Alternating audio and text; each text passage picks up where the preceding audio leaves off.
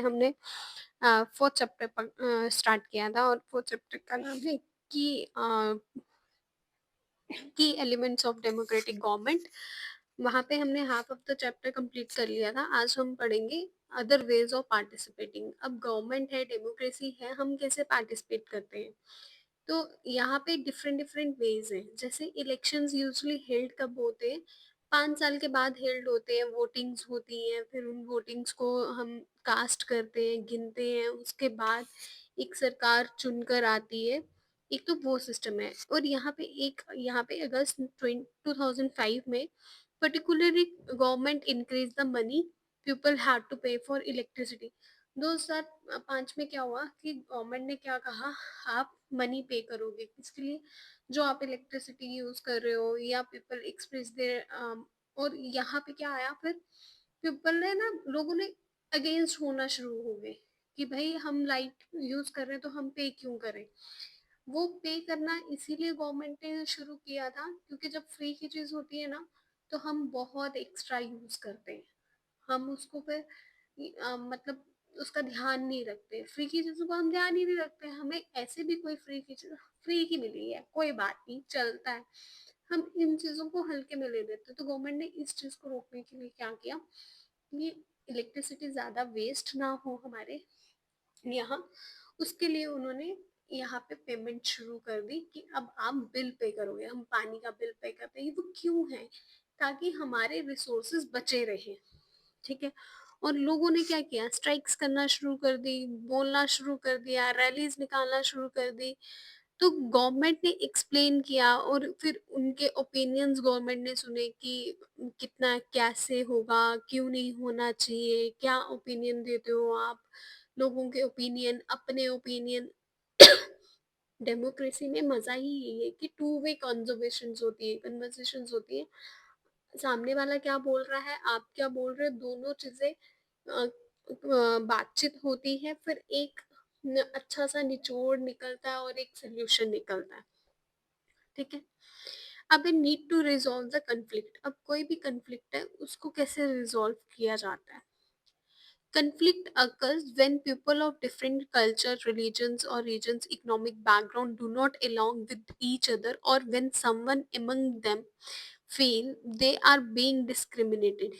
यहाँ पे जो भी कल्चर है, रिलीजन है या इकोनॉमिक बैकग्राउंड है, do not gate along with each other, वो एक साथ नहीं आते हैं और ये क्या करते हैं, डिस्क्रिमिनेटेड फील करते हैं एक दूसरे के साथ ना, मतलब भेदभाव फील करते हैं कि यार अच्छा ये इस रीजन से है, ये इस रीजन से तो हमारी नहीं बनेगी, अच्छा क्यों नहीं बनेगी। वो ऐसे ना थॉट्स आना शुरू हो जाते हैं, हम लोगों के मन में भी आते हैं। इट हम कह सकते हैं it's kind of a human nature.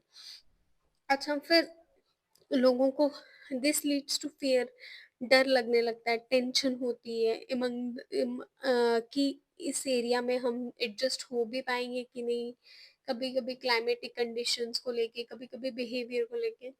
जैसे लाइक पंजाबीज इन हरियाणा है, हरियाणा में जो लैंग्वेज स्पीक की जाती है दैट इज हिंदी। वो बहुत खड़ी हिंदी है। वो बात भी कर रहे होंगे ना नॉर्मल बात, हरियाणा के लोग तो ऐसे लगता है कि वो लड़ रहे हैं आपस में।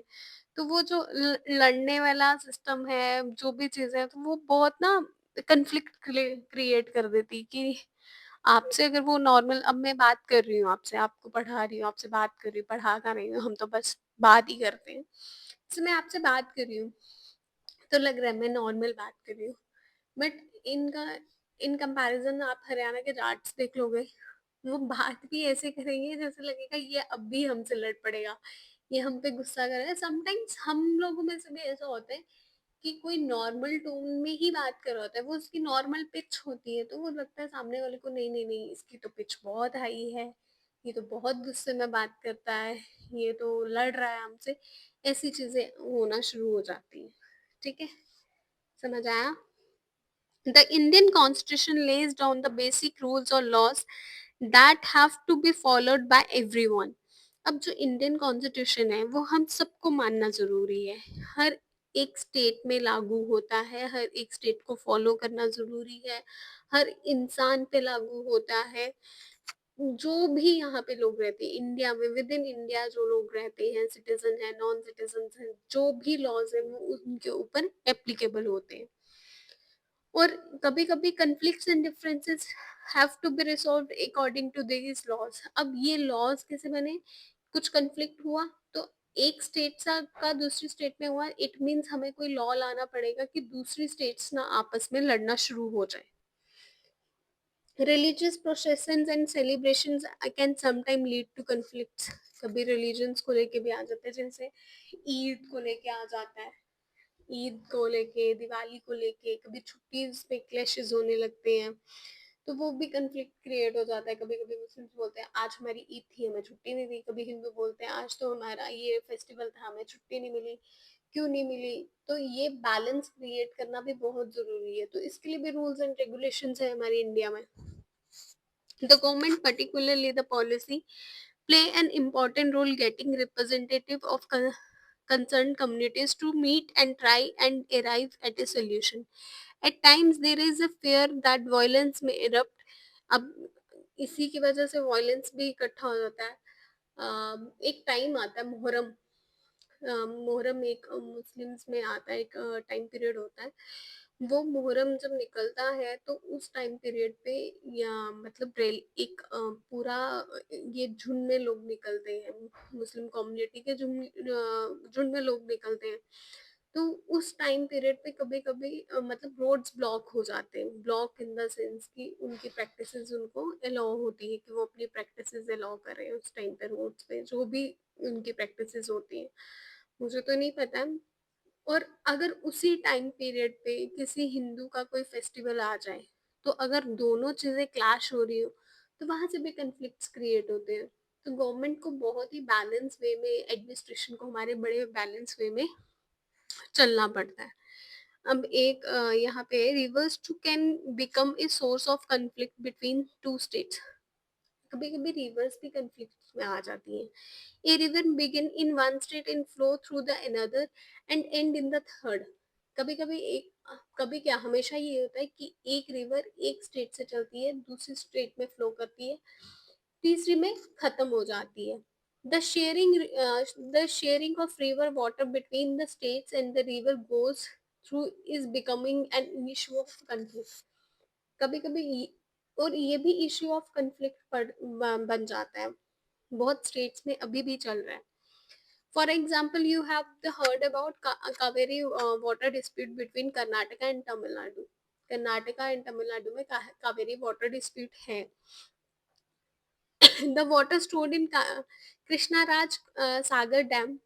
अब जो ये कृष्णा राज सागर डैम है ना, यहाँ पे वाटर स्टोर किया जाता है कावेरी का। ठीक है, ये डैम कहाँ पे है?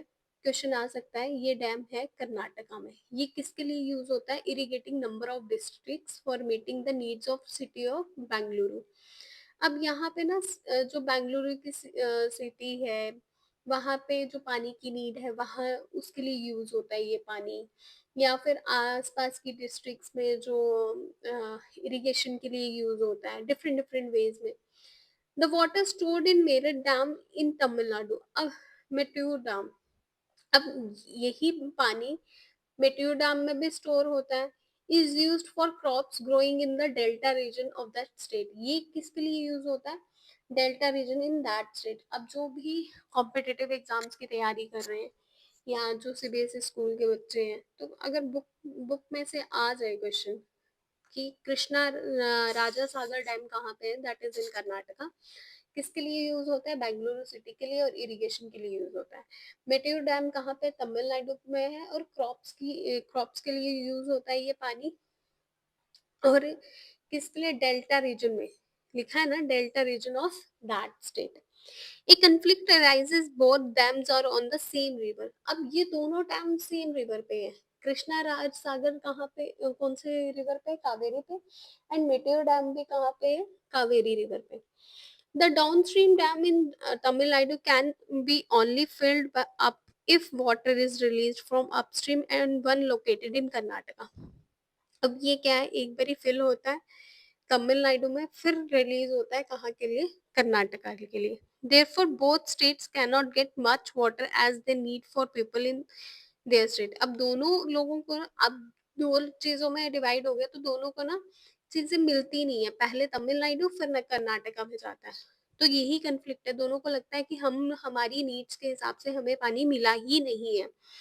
ये मेन रीज़न है वहाँ की कॉन्फ्लिक्ट का, यही एक रीज़न है। The central government has to step in and see that a fair distribution is worked out for both stated.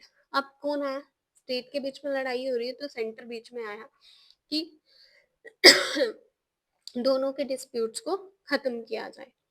वैसे ही नेक्स्ट है इक्वालिटी एंड जस्टिस। अब डेमोक्रेटिक गवर्नमेंट है तो यहाँ पे इक्वालिटी और जस्टिस की भी बात होगी कि हर एक को इक्वालिटी हो, इक्वल राइट्स हो, जस्टिस मिले, कोई बड़ा छोटे का कॉन्सेप्ट ना ही हो, कोई लड़का लड़की का कॉन्सेप्ट नहीं हो, कोई अमीर गरीब का कॉन्सेप्ट नहीं हो, कोई सोशल कास्ट का लेके कॉन्सेप्ट नहीं हो।